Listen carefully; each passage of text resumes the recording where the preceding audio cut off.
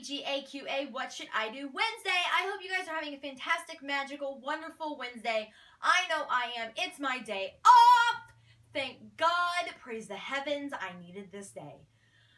The week at work has been relatively calm, with the exception of just like business-related chaos. And what I mean by that is usually it's not people involved. It's not customer involved. It's more of like the day-to-day managerial operations that kind of go behind the scenes that no one really sees. So we have a wall in our store that's all clearance, right? Everybody's favorite spot in the store, clearance, right? Everything's cheap, everything's marked down, it's great, blah, blah, blah, blah, blah. Until that clearance gets so overwhelmingly large that you have nowhere to put anything else. And you need the space that the clearance is taking up for new stuff in the store. That has been our dilemma for 3 weeks. Well, our district manager comes last week, sees our dilemma, agrees to help us transfer out like 1,000 pieces of stuff. Music to my ears. Now, when it comes to a transfer, you have to take the stuff, take it to the back, use your little scanner, and scan each piece. Fine. 24 boxes later, this stuff is packed and ready for transfer. It took us 4 days, a lot of cussing, a lot of screaming, a lot of throwing of things, but they are transferred, they are on a FedEx truck, and they are on their way to Florida. Thank God. I've never been so happy to see boxes go in my life. Like, you don't even understand. So that got done last night. I finished it last night while I was closing. And I was exhausted. My hands hurt from like tearing it's just ridiculous. But I am off today, which is good because the rest of the week is going to be nuts. And it's just because our boss, my boss, is going out of town for the weekend. Her brother passed away last week, and now she has to go to his funeral. And so it's just nuts. Like, we're not used to her not being there. Like, not being able to come in, not being able to tell us what to do if we need her to. 99.9% of the time we're fine. But there's always that 1%, that one screen that pops up that none of us have ever seen before, and we don't know what to do with it. I mean, she's going to be a phone call away. It's just kind of daunting and kind of overwhelming, but we will be fine. It's just, it won't be the first time. It won't be the last time that she ever goes out of town. So we're not really overly concerned about it. We will make it work. It's just overwhelming. But we're not here to talk about overwhelming schedules or transfers to Florida. We are here for GAQA, What Should I Do Wednesday, where I answer all of your general paranormal and ghost adventures related questions that you guys asked me on the Facebook page. And boy, oh boy, did we have a list this week. And I'm so glad that I had so many questions that I had to break down into not one, but 2 lists. So this week and next week are pretty much covered. You guys can still always submit me questions, but I am building lists in advance, which makes me a very happy, jazzy girl, let me tell you. So we are going to get started because we have a fun little list that I'm excited to talk about. So here we go. Our first question is, why do some spirits stay around for long periods of time and some don't? Plain and simple. Spirits who stay here for any length of time have a multitude of reasons why they stay. They are trapped.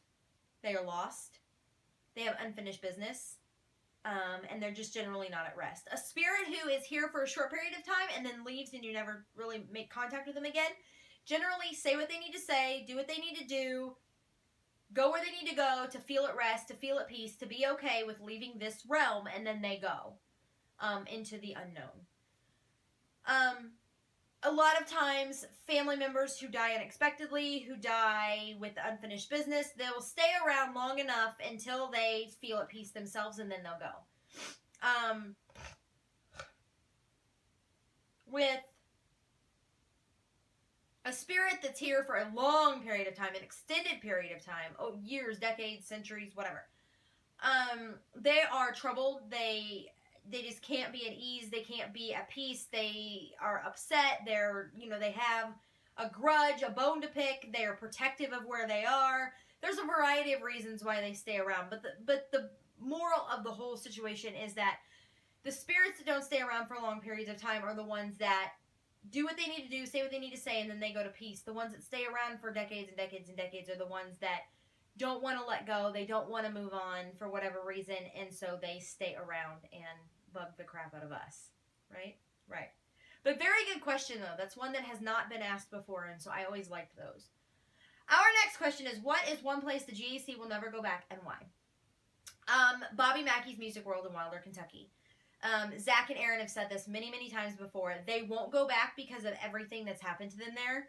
They've been physically, emotionally, mentally attacked. It's been draining on them in a variety of ways, and they just have no desire to go back. They want nothing more to do with that place. They have kind of just dubbed it as finished, done, and over with.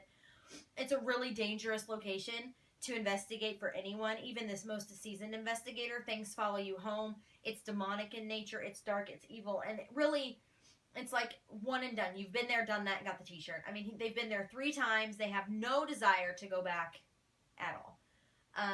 And that, as far as I know, is the only place that they've ever refused to go back to. So, very good question. Our next one is, what do the guys like to do on their time off? Sleep, rest, and do nothing. Pretty much like me. Sleep, rest, and do nothing. Billy likes to be with his kids, his new grandson. Aaron likes to just walk and people watch around Vegas or wherever he's at. He just loves to walk around late at night. He's a night owl. He loves to walk around and film people and take pictures and just kind of decompress a little bit within the craziness of Vegas. I don't think he likes the quiet too much. I think it kind of bothers him to be in silence. I've noticed that he's out quite a bit. Zach, on the other hand, likes the tranquility. He likes the zen. He likes the quiet. He likes to be with his dog, Gracie. Jay and Ashley just spend time together. I think it's just all quality time with those that mean the most to the guys. It's a situation of where they are so busy all the time that when they get those little moments of quality time with their friends and family and the ones that they want to be with the most, then they take full advantage of that.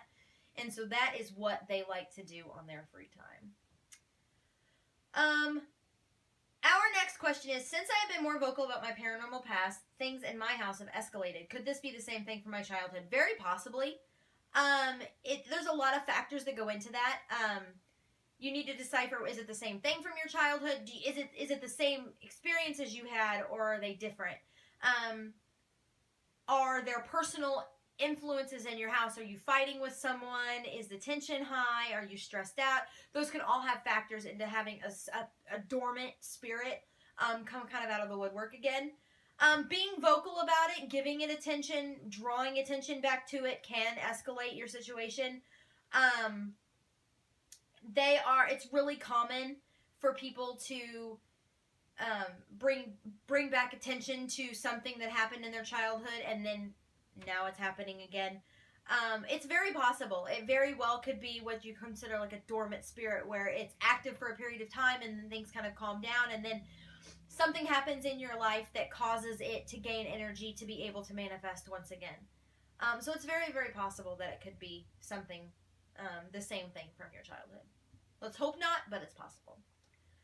Our final question is, have the guys ever investigated a place and not gotten any evidence? The one place that I think of when I think of this question is the episode they did last season, The Demons in Seattle.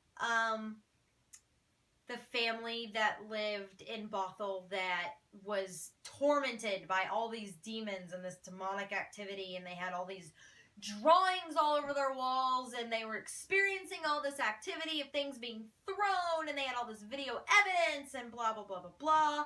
And they get to the house, and nothing happens. It was a joke. It was the biggest waste of my life. It was an hour I will never get back. I mean, they hyped the hell out of this episode, and nothing happened. And it was not the guy's fault. I mean, the people that own this house were just cuckoo for Cocoa Puffs nuts. I mean, it's a newer home. It's a nice little house that they've just ransacked because they are convinced that there is all of this paranormal activity. And I think a lot of it was staged. I think a lot of the evidence that they presented the guys was fake. A lot of it was off camera. There was no angle like watching the candle being launched across the room. There was no, where it was a wide-angled lens and you saw this candle levitate, pick up, and launch. It was nothing like that. It was all off camera. It could have been thrown from someone on the other side. You couldn't see it.